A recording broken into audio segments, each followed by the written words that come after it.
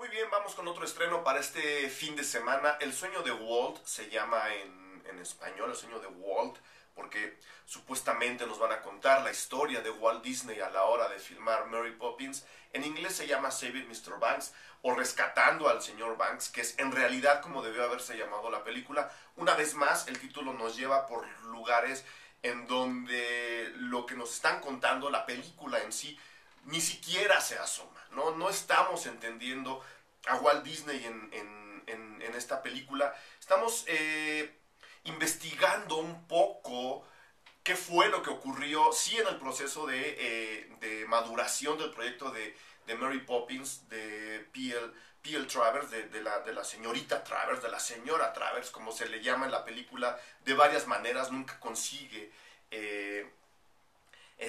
hacerse entender bien cómo quieren que le llamen. Ella viene de Londres a Estados Unidos, a California, a comenzar el proceso de elaboración de la película de Mary Poppins, de la que ella quiere firmar los derechos, quiere otorgar los derechos a Walt Disney para que hagan la película. Esa es un poco la presión que ella tiene todas las actas y todos los papeles sin firmar para que la película se haga a su entera satisfacción, y no los va a firmar hasta que prácticamente no esté todo acomodado. Ella viene a eso, y la firma que falta es lo que ella utiliza para presionar a Walt Disney en este proceso.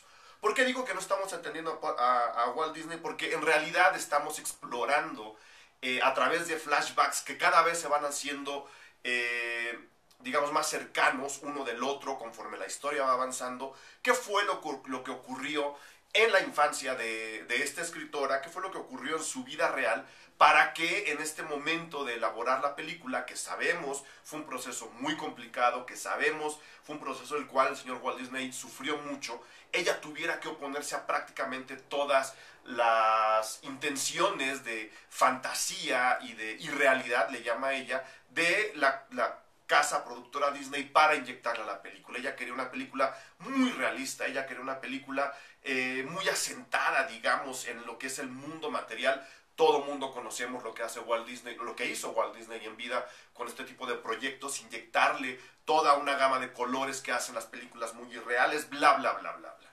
Lo interesante es que estamos prácticamente del lado de Walt Disney. Vamos conociendo a esta mujer, porque cada vez que se opone a una de las cosas que le proponen en la producción, nosotros, a través de un flashback, encontramos la respuesta que ella no da a quien le cuestiona lo que está ocurriendo. Por ejemplo, de una manera muy muy rápida, ella dice que el señor Banks, el personaje de Mary Poppins, debe ser un hombre que se afeita por completo, que no usa bigote, bla, bla, bla, bla, bla. Walt Disney ya había pedido que se le pusiera un bigote al personaje, y entre los compositores, entre los diseñadores de producción, le preguntan a la señorita Travers si hay alguna razón de peso para que el señor Banks esté siempre afeitado. Ella no responde, ella dice que tiene que ser así, y en ese momento nos vamos a un flashback.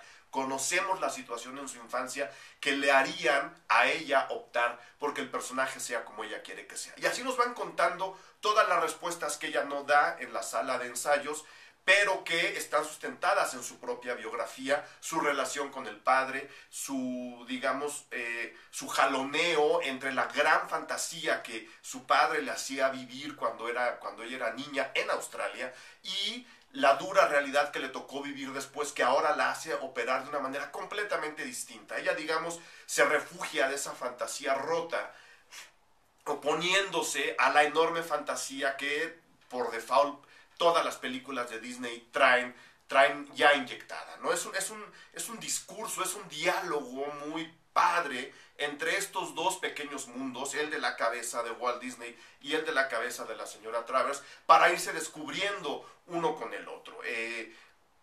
Es también la película a la hora de enseñarnos cómo es que esta producción va saltando escalones para poder llegar a concretarse. Es también una especie de películas dentro de las películas. Normalmente vemos al cine que se hace dentro del cine, ya saben, ¿no? Con todo el equipo, toda la imaginería, toda la tecnología que hay detrás, que nos cuentan cómo se hacen las películas, o que nos cuentan historias que ocurren mientras se hace una película. Digamos, a través de John Lee Hancock, que es el director, es un acercamiento por el otro lado, sí muy Disney, muy por el lado de los sueños, muy por el lado de las fantasías, muy por el lado de esta proyección del autor hacia la obra que encontramos por el lado de la señorita Travers, es decir, nosotros vamos entendiendo conforme todo esto que les cuento va pasando, vamos entendiendo qué tanto de ella se proyecta en sus personajes y en su obra, y también vamos comprendiendo qué tanto del propio Walt Disney se proyecta en su propia obra, en su propia, digamos, manera de expresarse, ¿no? Ya sea de manera muy profesional como en las películas, o de algo incluso, sí, muy capitalista, pero también mucho más abierto como el propio proyecto de Disneylandia. Es decir, también es una exploración de los autores, de cómo es que los autores plasman su propia vida en su obra. Y aquí tenemos a dos grandes autores, a la señorita Travers o la señora Travers y a Walt Disney.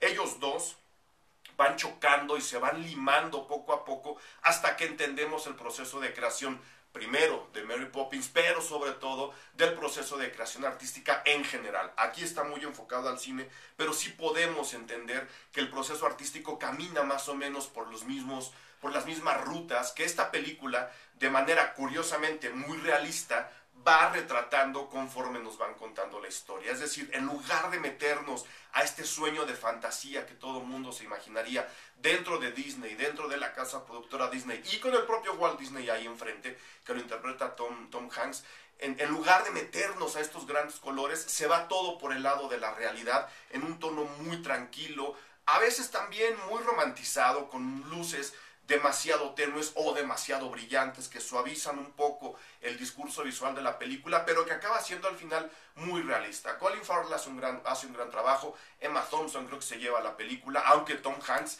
le pelea de manera muy frontal, especialmente en los duelos de actuación que tienen. Ella siendo una mujer que refunfuña de todo y él tratando de contar una historia que aparentemente, por lo menos en un principio, no sabe bien por qué quiere contar, pero quiere llevarla hasta el final.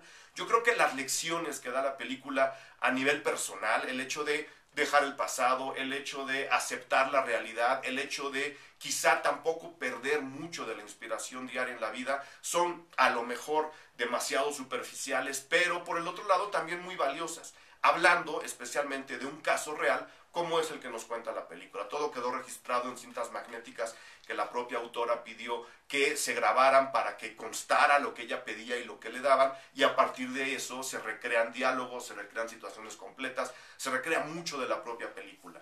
Yo creo que es un buen intento, insisto, una buena exploración de los procesos creativos, por lo menos en el cine. Es una exploración de cómo incluso la psicología puede llegar a funcionar en estos mismos procesos creativos. Hay un momento en el que Walt Disney, un poco desesperado, lleva a Travers a Disneylandia, y yo lo interpreté como una especie de última lucha para tratar de llevar a este personaje duro, hiperadulto, que no se permite ningún tipo de descanso, llevarla a su infancia y a partir de ahí abrir la nuez y ver qué es todo lo que estaba atorado allá adentro para poder contar la historia.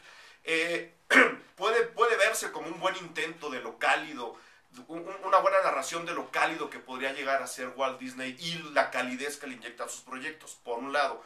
Pero si lo vemos por el otro, también puede ser una especie de descripción de lo frío y calculador que este hombre podía llegar a ser. Eso no lo deja claro la película, es una interpretación que yo le estoy dando porque obviamente hablando de un hombre tan famoso y que ha hecho tantas cosas, siempre hay dos lados de la moneda. Por un lado está la calidez que lleva este proyecto al final, sabemos que la película se hizo, pero por el otro lado, si le vemos el lado maquiavélico, podríamos revelar algunos mecanismos a través de los cuales, y lo dice él en la propia película, acaba convirtiendo a Mary Poppins en un ladrillo más de este mega imperio que es el complejo Disney, desde la casa productora hasta el parque de atracciones. Se los dejo a la reflexión, yo creo que es una película que vale mucho la pena ver, no se la van a pasar mal.